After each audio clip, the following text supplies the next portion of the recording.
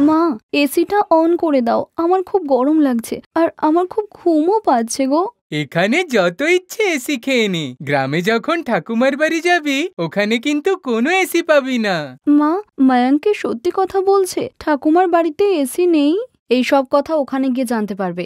এখন চুপচাপ ঘুমাও, কাল সকালেই বেরোতে হবে।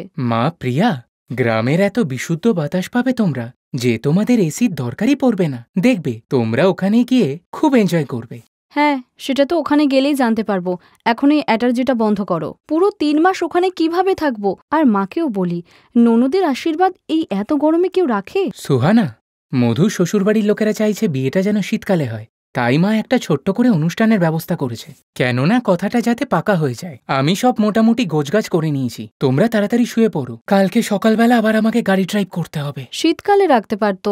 মনোজের পরিবার গ্রামে থাকতো। সুহানা আর তার বাচ্চারা প্রথমবার গ্রামে যাচ্ছিল। সুহানার বিয়ের পরে তার শাশুড়ি এবং ননদ এই শহরে থাকতে এসেছিল, কিন্তু সুহানার কখনো গ্রামে যাওয়ার সুযোগই হয়নি। মনোজের বিয়ে শহরেই হয়েছিল, তাই সুহানা প্রথমবার তার বাচ্চাদের নিয়ে গ্রামে যাচ্ছিল। আর তার এটা ভেবে চিন্তা হচ্ছিল যে এই গরমে গ্রামে গেলে কি অবস্থাই না হবে, কারণ তার বাচ্চাদের এয়ার কন্ডিশনে থাকা অভ্যাস। এটাই বাচ্চাগুলো আর সুহানা ভাবছিল। পরের দিন মনোজ তার বউ সোহানা এবং বাচ্চাদেরকে নিয়ে তাদের গ্রামে এসে পৌঁছায়। বৌমা, কি ব্যাপার বলো তো? শেষবার যখন তোমাকে শহরে দেখলাম তোমার তো স্বাস্থ্য ভালো ছিল, আর বাচ্চাগুলো কেমন দুর্বল হয়ে গেছে। তোমরা কি খাওয়া দাওয়া করছো না ঠিক মতো? মা, এখন কিন্তু আমরা সবাই গ্রামে চলে এসেছি, এবার তুমি আমাদেরকে খাইয়ে দাইয়ে স্বাস্থ্যবান করে তোলো। হ্যাঁ বাবা, তুই চিন্তা করিস না, এখনই বাচ্চারা মোটা সোটা হয়ে তবেই শহরে ফিরবে। এই নাও বাচ্চারা, ঠান্ডা ঠান্ডা লস্যি খাও। ঠাম্মা, লস্যি? ওটা আবার কি? সোনা, লস্যি দই দিয়ে তৈরি হয়, খেয়ে দেখো, বুঝতে পারবে। ঠাকুমা, আমিও লস্যি খাবো। হ্যাঁ হ্যাঁ সোনা। মধু, মধু, লস্যির গ্লাস নিয়ে আয় আরো। না না মা, থাকুক, আর দরকার নেই, ওরা খেতে পারবে না, এমনিই বলছে। আমি ওদেরকে আমার গ্লাস থেকে একটু একটু দিয়ে দিচ্ছি। মা, আমি খেতে পারবো, আমায় পুরোটা খেতে দাও। হ্যাঁ হ্যাঁ, আমার সোনা পুরোটা খেয়ে নেবে। আর লস্যি তো এই গরমে শরীর ঠান্ডা করে, তাই এটা খেলে আমাদের শরীর সুস্থই থাকে। আমি রেস লাগাচ্ছি, দেখি তোমাদের দুজনের মধ্যে কে প্রথম হয়। সুহানা দেখল যে প্রিয়া আর মায়াঙ্ক ঢকঢক করে লস্যি খেয়ে গ্লাস খালি করে ফেলল। তারা খুব আনন্দে লস্যিটা খেল। শহরে থাকার সময় সোহানা তার বাচ্চাদের অনেকবারই দুধ আর দই দেওয়ার চেষ্টা করেছিল, কিন্তু বাচ্চারা কিছুতেই খেত না। কিন্তু আজকে তারা এক নিঃশ্বাসে লস্যি খেয়ে ফেলল। ঠাকুমা, আমি ফার্স্ট। না ঠাকুমা, আমি ফার্স্ট। হ্যাঁ হ্যাঁ, দুজনেই প্রথম হয়েছ, এখন তোমরা দুজন পুরস্কার পাবে। এই দেখো, বাগানের গাছ পাকা রসালো আম। তোমরা আম খেতে ভালোবাসো তো? Wow, mango! আম তো আমার খুব পছন্দের। ব্যাস, আমি আমগুলোকে এবার ঠান্ডা জলের মধ্যে ডুবিয়ে রেখে দেই, যাতে এই আমের গরমটা বের হয়ে আমটা ঠান্ডা হয়ে যায়। আমি রাত্রিবেলা তোমাদের কেটে খেতে দেব আমগুলো। সত্যি মা, আমার বাচ্চারা গ্রামে এসে কত কিছু শিখে গেছে। বাস। হ্যাঁ, আজকে প্রথম দিন তো, তাই ভাবছে যে বাচ্চারা কিছু বলবে না। 2-1 দিন যেতে দাও, কেমন চেল্লামিলি করে দেখো। তখন রাত্রে ঘুমানোর সময় যখন এসি পাবে না, তখন বুঝতে পারবে গ্রাম আর শহরের মধ্যে গরমের কত পার্থক্য। এই গরমে যখন ঘাম ছুটবে আর মশা কামড়াবে, তখন বলবে মা, আবার শহরে চলো। কি হলো বৌদি, তুমি কি ভাবছো? এই নাও তোমার লস্যি। আর রাত্রিবেলা খাওয়ার জন্যে আমি ভাত, ডাল, আলু আর মটর পনির করেছি। ওই মা বলছিল বাচ্চারা ভাত ডাল খায় কিনা, কিন্তু মটর পনির তো শখ করে খেয়েই নেবে, তাই। হ্যাঁ হ্যাঁ, ঠিক আছে, আমি কি আসবো তোমার হেল্পের জন্য? না না বৌদি, ওটা আমরা করে নেব। তুমি এতদিন পরে এলে, তুমি একটু রেস্ট করো। আমি কাজগুলো শেষ করে এসে তোমার সঙ্গে গল্প করছি, ততক্ষণ তুমি মার সাথে কথা বলো। বাচ্চারা গ্রামে এসে খুব খুশি হয়েছিল। তারা তার ঠাকুমা এবং বাকি আত্মীয়দের সঙ্গে খুব হেসে খেলে দিন কাটাচ্ছিল। রাত্রিবেলা প্রিয়া বলল, ঠাম্মা, গরম লাগছে, এসিটা চালাতে হবে। বাচ্চারা, আমার সাথে ছাদে চলো, সবার ঘুমানোর জায়গা ছাদেই করা হয়েছে। মা, আজ আমরা কতদিন বাদে আবার সবাই মিলে ছাদে শোবো। সত্যি আজকে ঘুমটা দারুণ হবে। এবার তো আমার ঘুম সকালের আগে ভাঙবেই না। মধু, আমাকে একটা মোটা চাদর দিয়ে দিস, রাতে তো খুব ঠান্ডা লাগবে। ঠিক আছে দাদা। মনোজ তোমাকে কতবার বলেছি গ্রামে আসার আগে একটা এসি পাঠিয়ে দাও, এসিটা এখানে সেট করে নাও, তাহলে আমরা ঘরে আরাম করে ঘুমাতে পারতাম। সুহানা, আমরা তো শহরে থাকি, আর মধু কয়েকদিন বাদে তার শ্বশুরবাড়ি চলেই যাবে, আর মার এসিও খুব একটা সহ্য হয় না। আমি মাকে তাও বলেছিলাম, মা বলল কখনো আমাদের সাথে থাকে আর কখনো এখানে, তাই এসি লাগিয়ে কি হবে? এখানে তো সবাই ছাদেই শোয়, আর ঘুমও দারুণ হয়। এখানে তো কেউ এসি ব্যবহারই করে না, সবার এখানে খোলা হাওয়ায় শোয়ার অভ্যেস আছে। আর বাচ্চাদেরও দেখো, কি সুন্দর মায়ের সাথে ওরা ছাদে শুতে চলে গেল। সুহানা এটা দেখে অবাক হয়ে যায় যে তার বাচ্চারা ঠাকুমার সঙ্গে ছাদে শুয়ে শুয়ে গল্প শুনছে, আর শুনতে শুনতে ঘুমিয়ে পড়ল।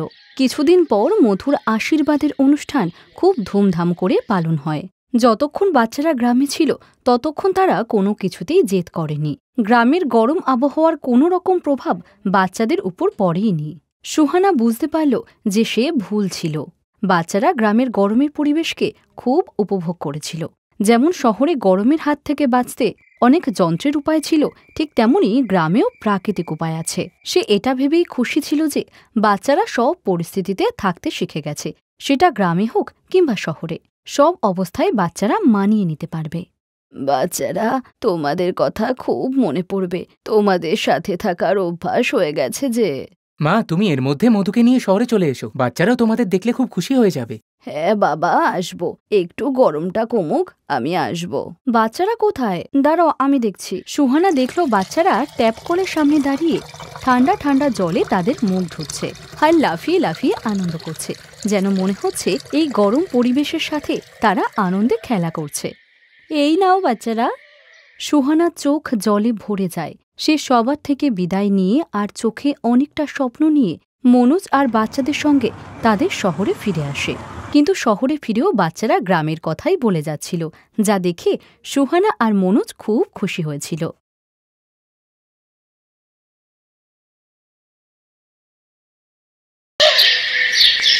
বৃন্দার দুই মেয়ে ছাড়া এই পৃথিবীতে আর কেউ ছিল না। তার বড় মেয়ে সুনয়না আকাশ নামে একটি ধনী ছেলেকে বিয়ে করে শহরে গিয়ে থাকতে লাগলো। আর কিছুদিনের মধ্যেই বৃন্দার ছোট মেয়ে বর্ষার বিয়েও ওই শহরে একটা সাধারণ পরিবারে হয়ে গেল।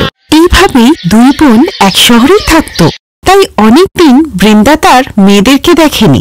তাই মেয়েদের সাথে দেখা করতে উনি শহরে গেলেন।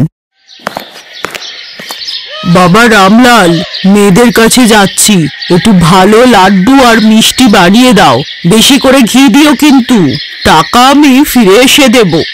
চিন্তা নেই গো মাসি, আমি এমন মিষ্টি বানিয়ে দেব না, দেখবে তোমার মেয়ে শ্বশুরবাড়ির লোকেরা প্রশংসা করতে করতে ওদের মুখে ব্যথা হয়ে যাবে। তুমি তারপরে এসে আমায় বলো, ঠিক আছে? আচ্ছা আচ্ছা, ঠিক আছে। যখন মিষ্টি সব তৈরি হয়ে যাবে আমাকে ঘরে পৌঁছে দিয়ে এসো, কাল সকালেই রওনা হব।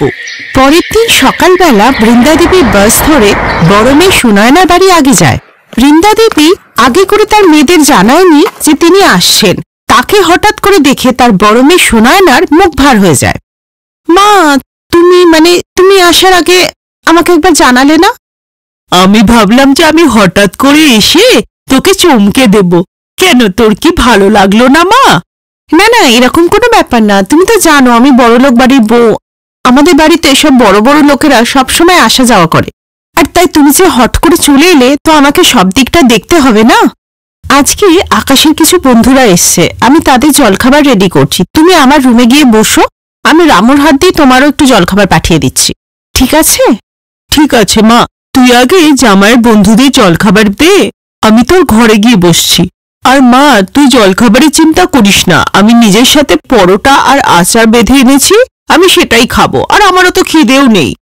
আর আমি তোর জন্য রামলালের দোকান থেকে মিষ্টিও এনেছি, তোর তো খুব। মা, আমি তোমাকে বললাম না আকাশের বন্ধুরা এসছে, এসব বেকার কথা আমি পরে শুনবো। এখন তুমি আমার ঘরে গিয়ে বসো, আর এসব পুটলি ফুটলি এখানে খুলো না কিন্তু।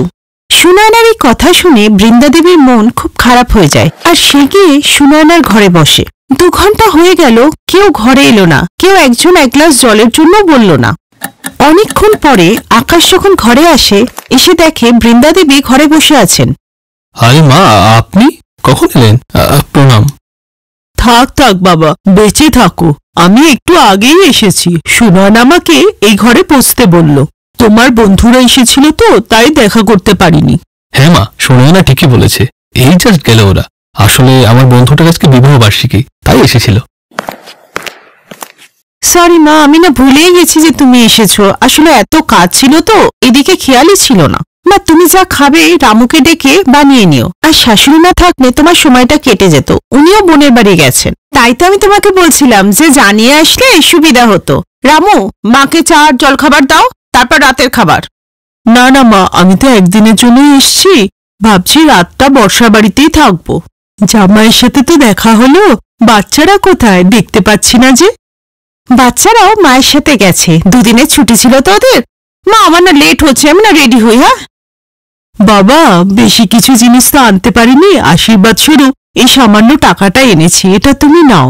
শুনয় না, সবার জন্য লাড্ডু আর মিষ্টি এনেছি, ওটা তোরা খেয়ে নিস, বাচ্চাদের আমার ভালোবাসা দিস, আর এই টাকাটা তুই রাখ, জানি না আবার কবে দেখা হবে।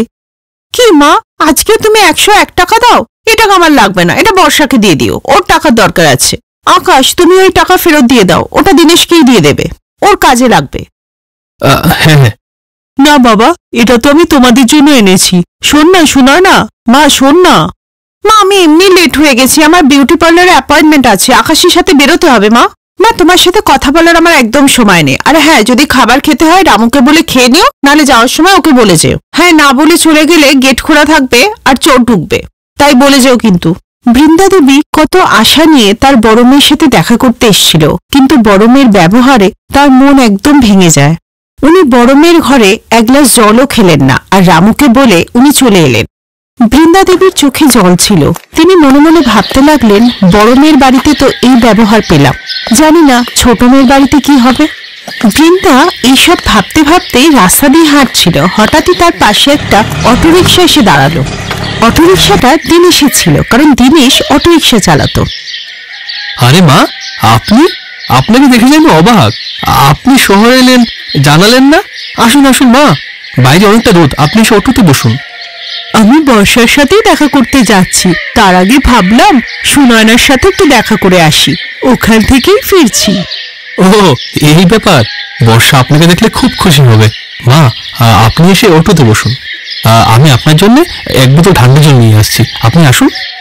দিনেশ দৌড়ে গিয়ে সামনের দোকান থেকে ঠান্ডা জলের বোতল কিনে এনে বৃন্দাকে দিল। দিনেশ অটোতে যেতে যেতে বৃন্দা দেবীর সাথে কথা বলতে লাগলো। বৃন্দা দেবীর চেহারায় কিছুটা আনন্দ ছিল, কিছুটা নিরানন্দও ছিল। কিছুক্ষণ বাদে দিনেশ বৃন্দা দেবীকে নিয়ে বাড়িতে পৌঁছায়। মা, তুমি? কতদিন বাদে তোমাকে দেখছি, তোমাকে দেখে আমার যে আনন্দ হচ্ছে না, তোমাকে দেখার জন্য না আমার মনটা খুব খারাপ লাগছিল। আমি কবে থেকে ওকে বলছিলাম তোমার কাছে নিয়ে যেতে, কিন্তু আজকে তোমাকে দেখে আমার যে আনন্দ হচ্ছে না। তুমি যে হঠাৎ করে এলে, কিছু জানালেই না। আমি জানি তুমি আগে সুনয়না দিদির সাথে দেখা করতে গেছিলে, তাই না? আমি তো ছোট, তাই আমার নাম্বার পরে এসেছে। হ্যাঁ, এটা তো সত্যি, আমি আগে প্রথমে সুনয়নার সাথেই দেখা করতে গেছিলাম, আর ওখান থেকেই তো এখানে এলাম। তাহলে তো ওখানে আজকে অনেক ভালো ভালো খাবার খেয়েছো। আমার বাড়ির শুকনো খাবার কি তোমার ভালো লাগবে? আচ্ছা বলো, তোমার জন্য আমি কি বানাবো আজকে? বৃন্দা দেবী দীর্ঘশ্বাস ফেলে বলল, 1 কাপ আদা দিয়ে চা বানিয়ে দে, আমার হাঁটুতে খুব ব্যথা করছে।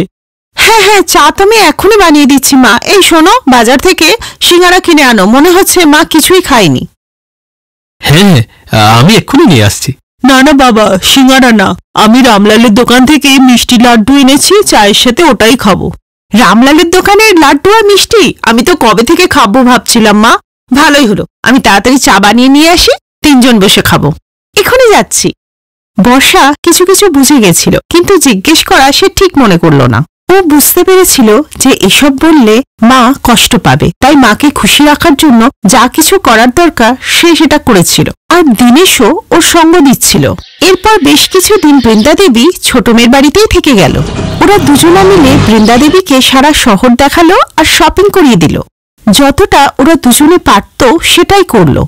যেতে যেতে বৃন্দা দেবী একটা সিদ্ধান্ত নিল। গ্রামে ফিরে গিয়েই সে নিজের জমি আর বাড়ি ছোট মেয়ের নামে লিখে দিল, কারণ বৃন্দা দেবী জানতেন যে ওর বড় মেয়ে খুব বড় লোক, তাই ওর কোনো জিনিসের প্রয়োজন নেই, আর উনি কিছু দিলেও ওনার বড় মেয়ে নেবে না। তাই বলে যার যে জিনিসটার দরকার সেই সেটার মূল্য দিতে পারে। বর্ষার মনটা অনেক বড় ছিল, আর সে সম্পর্কে সম্মান করতেও জানত। তাই বৃন্দা দেবী তার নিজের ছোট মেয়ে বর্ষাকে সাহায্য করাটাই ঠিক মনে করল, আর তাই তার সমস্ত সম্পত্তি, বাড়ি আর জমি তার ছোট মেয়ের নামে লিখে দিল।